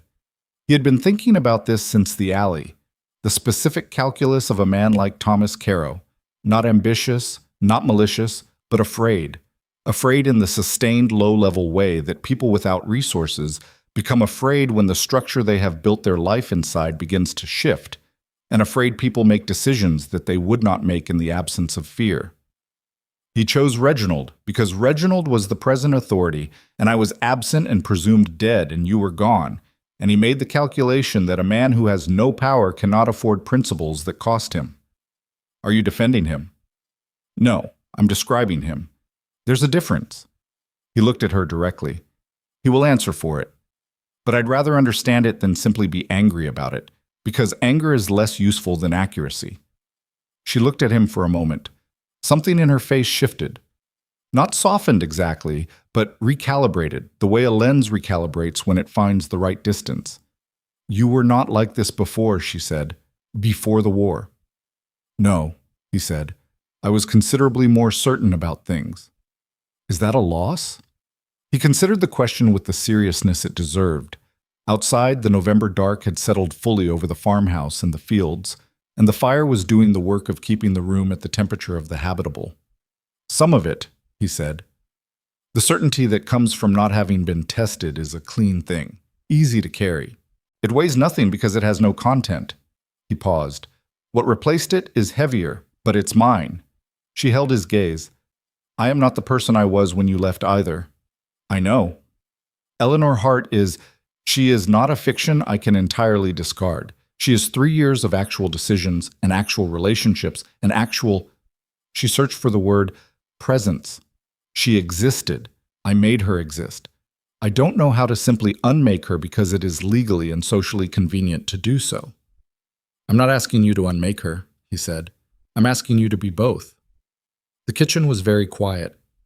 That is either the most reasonable thing anyone has said to me in 3 years, she said, or it is an elegant way of describing an impossible thing. Possibly both, he said. Something moved in her face that was not quite a smile but was in the same family. It was the first thing in that family he had seen from her since Aldermere, and it lasted perhaps 2 seconds, and then the front room door opened and Beaumont came back in with the expression of a man who has received news that requires immediate discussion. London has confirmed, he said, pulling out the chair at the head of the table and sitting heavily. The warrants will be issued tomorrow morning. Reginald Ashcroft, 2 named associates, and Thomas Carrow. The county clerk who processed the disposition orders is cooperating, which is useful because the man is apparently willing to describe the process in considerable detail in exchange for considerations that are not my problem to negotiate. He set a document on the table. Adrian looked at it. The presumption of death, Beaumont said, has been formally suspended pending review. That is the official language. What it means practically is that the Duchess of Blackthorne is, as of this document, legally alive and legally herself again. He looked at Celeste, which means, among other things, that Eleanor Hart's employment contract with the Aldermere School is technically entered into by a person who does not legally exist. Celeste looked at the document for a long moment. Then she picked it up and read it with the focused attention she brought to everything she read. And Adrian watched her read it and watched the specific quality of her stillness as she moved through it, and thought that this particular moment, the document in her hands and the fire behind her, and 3 years of surviving the unsurvivable sitting in the set of her shoulders, was the most complete image he had of who she actually was. There is still the matter, Beaumont said more carefully, of tonight. Adrian looked at him. Reginald is contained. His men are either in custody or dispersed. The immediate threat is reduced, but not eliminated. Beaumont's voice had the quality of someone building toward something they would prefer not to be building toward. The third associate, the one whose name appears in the April letter as the second signatory. He was not at Maidstone today. Who is he? Adrian said. Beaumont set a second document on the table. A name, an address, a position. Adrian read it. The kitchen was very quiet for approximately 4 seconds. The name on the document was not a name he had expected. It was not a name that connected easily to Reginald's orbit or to the hall's management or to any of the structures of the conspiracy as he had understood it. It was the name of a man who occupied a position in the county's legal apparatus that would have given him exactly the access required to manage the presumption of death proceeding from the inside. A man who had signed documents that Adrian had assumed were routine. A man who had been, in the architecture of the past 3 years, the mechanism by which Reginald's conspiracy had achieved its legal durability. A man who had also, Adrian understood in the specific cold moment of connecting the final piece, been the one person outside the immediate planning group who had known about the Maidstone Assembly 3 days in advance, because he had been one of the 3 names on the charitable organizations committee, and the committee correspondence had gone through the Hall's office, and Thomas Caro had been managing the Hall's office. "He knows the warrants are coming," Adrian said. "He has known since approximately 2 hours after the Maidstone assembly ended," Beaumont said.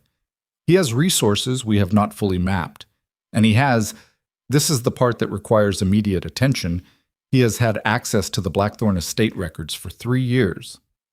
What does that mean in practical terms?" "It means," Beaumont said, "that there are instruments we haven't found yet. The seller gave us the core fraud, but this man's involvement suggests there is a second layer, a set of legal instruments that would survive the destruction of everything in the cellar, a contingency architecture." He looked at Adrian steadily. "Instruments that would, if they became active, transfer the most significant assets of the Blackthorne estate to entities we have not yet identified, in a way that the presumption of death proceeding was designed to enable." Adrian looked at the name on the document. "Where is he now?" he said. His last confirmed location was his office in Maidstone. That was 3 hours ago. Beaumont's voice was flat. "He is not there now." The fire popped. The farmhouse was very still around them. "He's going to the Hall," Celeste said. She had been silent through this exchange, reading the room with the same quality of attention she brought to everything, and her voice when she spoke had the particular certainty of someone who has spent 3 years thinking about how people who want her dead think. Not for the documents in the cellar. Those are lost to him now. But the contingency instruments Beaumont is describing. They would need to be filed through the estate office to be activated. They would need the estate seal. The seal is at the Hall. She looked at Adrian. "If he gets there tonight and activates those instruments before your solicitor can file a counterclaim, the core assets could be tied up in litigation for years, long enough to make the prosecution of the conspiracy practically irrelevant to the financial outcome." Her jaw was set. "He knows the warrants are coming. He has one night." Adrian stood up. "How long to the Hall?" he said to Beaumont. "An hour and a half by road. Less if... How far ahead is he?" 3 hours, possibly, if he went directly. Adrian looked at the name on the document one more time. The name of a man who had been, for 3 years, the invisible hinge on which the entire conspiracy turned. The man who had made the legal machinery work, who had translated Reginald's ambition into durable instruments, who had ensured that even if Reginald were caught, the financial outcome of the fraud would survive its architect. 3 hours ahead. One night. An estate seal and a set of instruments that could make 3 years of evidence collection practically useless. He put on his coat. "I need a horse," he said. "Not the carriage, a horse." "Adrian," Beaumont started. 1 hour less than a carriage. On roads I know better than he does." He looked at Celeste. She was already on her feet. "You are staying here." "I am..." "Not a request," he said. And then, because she deserved better than commands, and because the kitchen was not the east wing, and there was a second's margin. "The documents I brought from the cellar are in the case at Bearsted. Beaumont needs to get them to London tonight with an affidavit describing the circumstances of their discovery. That requires your testimony as a witness to the conversation in which you described their existence. It is the piece of the legal architecture that makes everything else hold." She looked at him, read the room, made the specific face of someone who has decided that the argument they are having is not actually the argument they thought they were having. "You come back from this," she said. Not a request either. "Yes," he said. She held his gaze for one more second, and in that second was everything that had not been said in 3 years and 5 years, and a fisherman's cottage and a farmhouse kitchen, the compressed weight of it, and then she stepped back and said nothing more because she understood, as she had always understood, that some things required the room to do their work. Beaumont was already moving toward the stable door. Adrian followed him out into the November dark, and the cold hit him full in the face, and somewhere an hour and a half north on roads he had ridden since boyhood, a man who had spent 3 years as the invisible architecture of a fraud was making his last move. And Adrian Blackthorne, Duke, soldier, husband, a man who had crossed a war and a continent and a coastal schoolyard to get back to the life that had been taken from him, rode north into the dark with the specific quality of someone who has finally, completely, and with absolute clarity, run out of patience. The night opened ahead of him like a question with only one acceptable answer. He rode hard for 40 minutes and then rode harder because the road north was one he had learned on horseback at 14, and his body remembered it below the level of conscious thought. The bend before the Miller's Bridge, the long straight that opened after the Hollingsworth crossing, the place where the road dropped, and the Hall's tree line became visible against the sky 2 miles out. The Hall's tree line was visible now, and something else was visible with it. Light. In the east wing. Not fire, not the catastrophic orange of a structure burning, but the specific moving light of a lantern being carried through a damaged space by someone who needed to see where they were going and had not considered, or had considered and dismissed, the fact that a light in a burned wing was visible from 2 miles off on a clear November night. Adrian pulled up, read the light, made the calculation. The man was already inside. He left the horse at the edge of the park and went in on foot, through the gap in the park wall that had been there since he was 12 years old and had never been repaired because his father had not noticed it and he had not reported it. And the dark between the park trees was the dark he had grown up with, the specific texture of it, the way the frost made the grass crisp underfoot. His body knew this ground. It moved through it without requiring direction.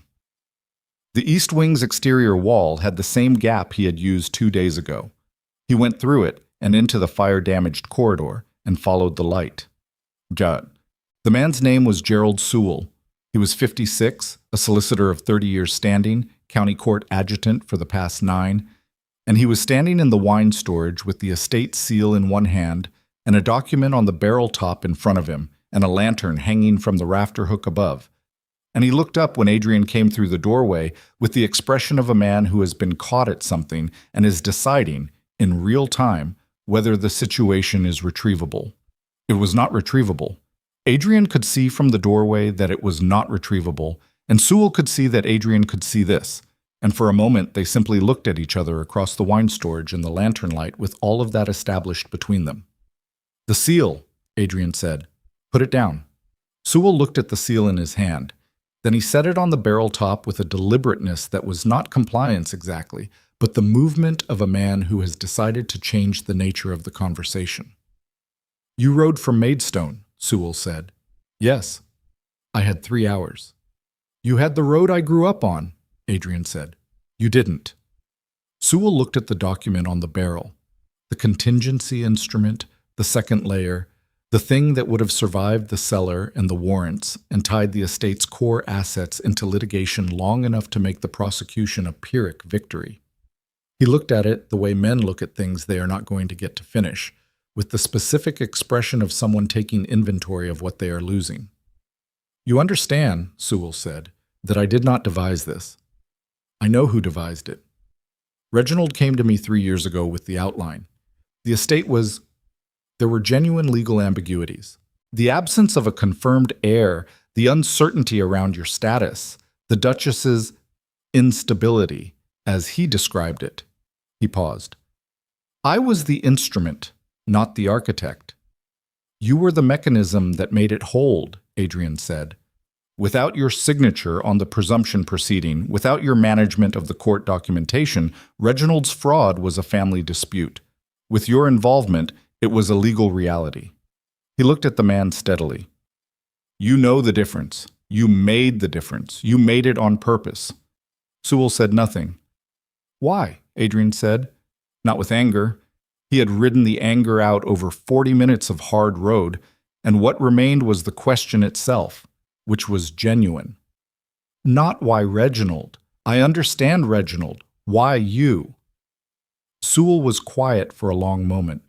The lantern above them moved slightly in a draft from the damaged ceiling, and the shadows moved with it. "I have a daughter," he said finally. "She married a man who proved to be considerably less than his presentation. The debts were significant, the kind of debts that do not remain private." He looked at his own hands on the barrel. "Reginald understood the leverage before I did. There it was. Not ambition, not ideology. The oldest mechanism in the architecture of human failure, the specific vulnerability of a man who loves someone and will perform considerable evil to protect them from consequences of their own making. Adrian had seen it in the war too, in men who made the wrong decision under fire because the alternative was watching someone they cared about absorb the cost. The decision was always wrong. It was always also completely comprehensible. And the comprehensibility of it did not change what it had cost other people. Celeste spent 3 years as someone else, Adrian said. She taught school children their alphabets in a borrowed name because you signed a document attesting to facts you knew were false. I want you to understand that I am telling you this not to produce guilt in you. I don't know what guilt is worth in this room tonight, but because the person who was harmed deserves to have that fact stated clearly to the person who helped make it possible. Sewell looked at him. His face had the quality of a man who has been carrying something for a long time and has just understood that he is going to have to put it down. And the putting down of it is not relief. It is simply the end of carrying. "What happens now?" he said. "Now you come with me," Adrian said. "And tomorrow you tell the people who need to hear it exactly what you did and why and how, in sufficient detail to be useful. And the question of what happens to your daughter's situation is not my problem, but it is also not improved by you spending the next several years in a posture of denial." He picked up the contingency instrument from the barrel. He picked up the estate seal. "You came here tonight to protect what you'd built. It's gone. There is nothing left to protect except your own account of who you were in this, and that account is the only thing you still have any agency over." He gestured toward the doorway. After a moment, Sewell walked through it. They rode back to Maidstone in the gray hour before dawn, Adrian on horseback and Sewell in the farm cart that had been at the Hall's stable, driven by one of Beaumont's men who had, it emerged, followed Adrian from the farmhouse at a distance sufficient to be useful without interfering.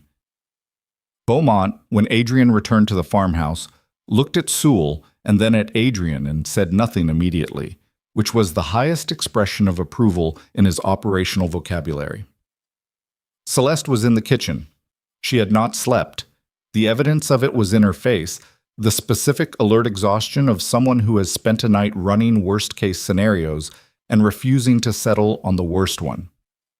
When Adrian came through the kitchen door, she stood up from the table and looked at him with the same comprehensive assessment she had applied to everything in the past week, checking for damage with the practiced efficiency of someone who had learned that visible damage and actual damage were sometimes different things. He was bruised along his left side from a fall on the road, which he had not registered during the ride, but which registered now, in the kitchen warmth, with some insistence. His coat was past the point of repair. His hands were a composite record of the past 48 hours. She looked at all of this, and then she looked at his face, and whatever she found there was sufficient, because she sat back down. "Sewell," he said, "I heard." Agnes had evidently been a more effective intelligence network than anyone had explicitly assigned her to be. "Is he talking?" "He will be." She nodded. She looked at the table. Then she said without looking up, "Did you go to the wine storage?" "Yes." "Did you find what he was trying to do?" "Yes." "In time." She was quiet for a moment.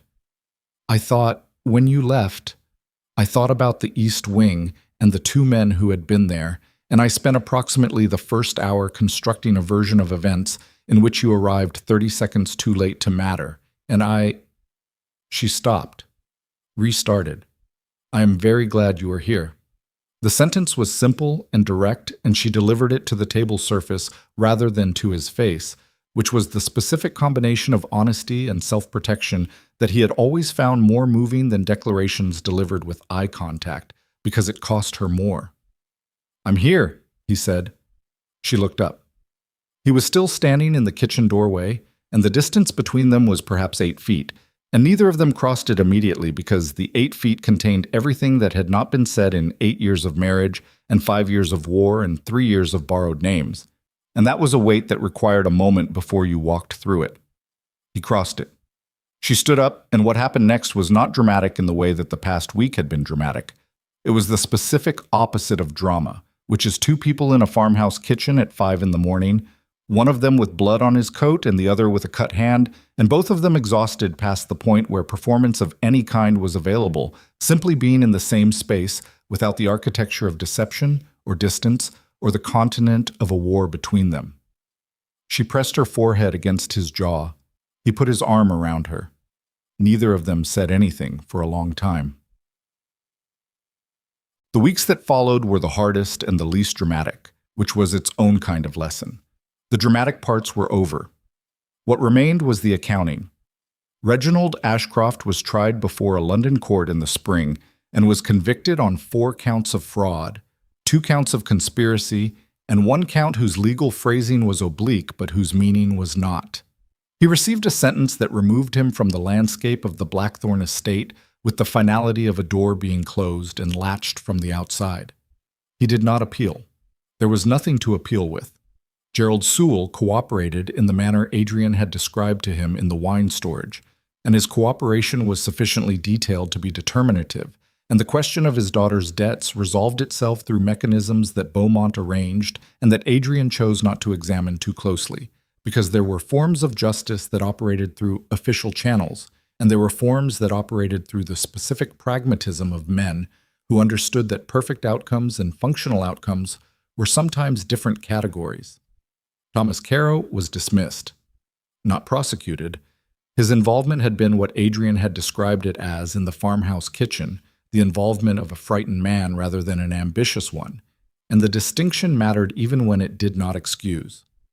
He left the hall in February with a reference letter that described his 20 years of capable service without mentioning the final 3, which was not generosity exactly, but was the specific form of honesty that acknowledges complexity without enshrining it.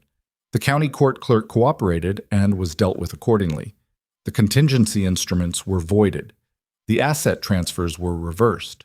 The financial reconstruction of the estate took 4 months of concentrated work by James Whitfield and 2 additional solicitors, and produced a document that was, in the end, evidence that Reginald had been competent at theft, but less competent than he had believed at concealment. Celeste attended every relevant legal proceeding that could be attended. She gave testimony twice, in settings that required her to be the Duchess of Blackthorne, with the full weight of that identity deployed as both legal instrument and personal reclamation, and she did it with the same controlled, expensive steadiness that had gotten her through 3 years of being someone else. After the second session, she sat in a corridor outside the courtroom for approximately 10 minutes and said nothing to anyone, and Adrian sat beside her and also said nothing, because he had learned in the East Wing and the wine storage in a farmhouse kitchen at 5 in the morning that silence was not the absence of a thing, but sometimes the presence of the only thing that fit. She kept the school. Not the position in Aldermere. That had been Eleanor Hart's position and Eleanor Hart's contracts, and the circumstances of their termination were handled with the kind of practical generosity that a returned duchess could extend to a village schoolhouse without legal complexity. But she established in the spring a trust that funded 3 schools in the region surrounding Blackthorne Hall, staffed by women she had personally interviewed and in some cases personally trained, operating on a curriculum that was considerably more comprehensive than the regional standard. The children in Aldermere got new desks. Agnes had suggested it. Adrian had funded it. Celeste had specified the dimensions and the wood type and the exact configuration of the inkwell holders, with the authority of someone who knew precisely what a schoolroom required because she had spent 2 years in one. It was, Adrian thought, the most complete thing she had ever done. The transformation of the thing that had been survival into the thing that was purpose. Eleanor Hart had not been a disguise she had worn over who she really was. Eleanor Hart had been something she had genuinely built, and the school trust was the way she refused to let that building be simply erased by the return of her real name. She was both. She had decided to be both, and she had the resources and the stubborn intelligence to make both coherent, and he found this neither surprising nor complicated. He found it accurate. The East Wing was rebuilt over the summer, not restored to its original configuration. The original configuration had included a concealed cellar that he had no particular desire to preserve, but rebuilt into something different, a library and correspondence room that Celeste designed with the same attention to practical function that she brought to everything. Light came in through 3 new windows on the south face. The smell of old burning was replaced slowly by the smell of new plaster and then by the smell of books. On the first anniversary of his return to Portsmouth, Adrian found her in the library in the early evening, reading something at the table by the south windows with the lamp adjusted to the exact angle she preferred, and her shoes off under the chair and her hair half down in the way it went when she had been at something for a long time. She did not hear him come in, and he stood in the doorway for a moment in the way he had stood at the schoolyard gate in Aldermere a year ago, watching her inhabit her own life with the specific quality of someone who has earned every detail of it. She looked up, found him in the doorway. The expression that crossed her face was not the controlled, expensive steadiness of someone managing a situation. It was simply recognition, direct and uncomplicated, the look of someone who sees the person they were looking for. "Come in or don't," she said. "You're letting the cold in." He came in. He sat across the table from her. She set the book down with a finger marking her place, which was her way of communicating that he had her attention, but that she intended to return to it, which was also her way of communicating that they were sufficiently normal now to have that kind of shorthand. "I have something," he said. He set a folded document on the table between them. She looked at it, then at him. "What is this?" "Open it." She opened it, read the first section, looked up. "Adrian." "It is not a legal document," he said. "It has no standing in any court. It changes nothing about the status of anything that has already been legally resolved." He paused. "It is simply what I wanted to say, written down, because I have never in my life been able to say the most important things at the correct speed, and this seemed like a way of compensating for that." She looked back down at the document. He watched her read it. He had written it in 3 drafts over the course of 2 weeks, and what it said, in language that was plain because he did not trust himself with elaborate language on the subject, was this: that he had left her, and that the leaving had been necessary, but had also been a kind of failure, not of love, but of imagination. He had not understood at 29 that the person you leave behind is not in suspension while you are gone, that they continue happening, that they accumulate experience and damage and capability and the specific knowledge of surviving things you did not protect them from, that he had come home expecting to find the woman he left, and had found instead the woman she had become, which was a considerably more complete person, and that what he felt about that was not grief for who she had been, but something more like reverence for what she had built in his absence, that the duchy and the name and the legal architecture were restored, and he was glad they were restored, but they were not the thing he was most grateful to have back. The thing he was most grateful to have back was this: her shoes off under the chair, and her finger marking her place in a book, and the lamp at the angle she preferred, in a room they had built together over the remains of something that had been set on fire. The document ended with a question, not a legal question, not a formal one, just the question of whether she would be willing to continue, not resume, because you cannot resume a thing that has been so thoroughly altered, but continue, as the people they actually were rather than the people they had been when it started. She read it through to the end. She was quiet for a moment. "You wrote this yourself," she said. "Yes." "No one helped you." Frances Beaumont made one editorial suggestion that I rejected. Something crossed her face that was completely without guard, brief and real, and the kind of thing that a person who has spent 3 years being very careful about what their face shows produces when they have finally, in a specific context, stopped being careful. It was not a smile exactly. It was larger than a smile and quieter than one. She set the document down. She looked at him across the table in the new library in the rebuilt East Wing, in the house that had been the center of everything that had been taken and everything that had been recovered. And she said, "Yes." One word, direct and plain and final, in the way that the most important things are always final. Not dramatically, not with ceremony, but with the specific weight of a decision that has been made by a person who does not make decisions carelessly. "Yes," she said again, as if she wanted to hear how it sounded twice. He reached across the table. She put her hand in his. They sat like that in the lamplight for a while, with the November dark outside the new windows and the smell of plaster and books around them and the fire going low in the grate, and neither of them spoke, because there was nothing that needed saying. Some things can only be earned the hard way, through the specific currency of loss and time, and the grinding work of continuing when continuing is the last thing that feels possible. He had learned this in a war. She had learned it in a coastal town behind a borrowed name. They had learned it separately and arrived at it together, which was perhaps the only way it could have been learned. Not by being spared the hard thing, but by going through it and finding, on the other side, that what remained was more real than anything that had been there before. The fire settled. The lamp held its light. Somewhere in the park, the first winter birds were beginning their particular conversation with the dark. Celeste picked up her book with her free hand. She did not let go of his. She found her page and kept reading, and he sat across from her in the silence that was not empty but full of the accumulated specific weight of everything they had survived to be in this room together. And outside, the Blackthorne estate settled into its evening with the quiet permanence of something that had been tested and had held. And the November dark came down over the Kent countryside like a thing that had always been coming and had finally simply arrived.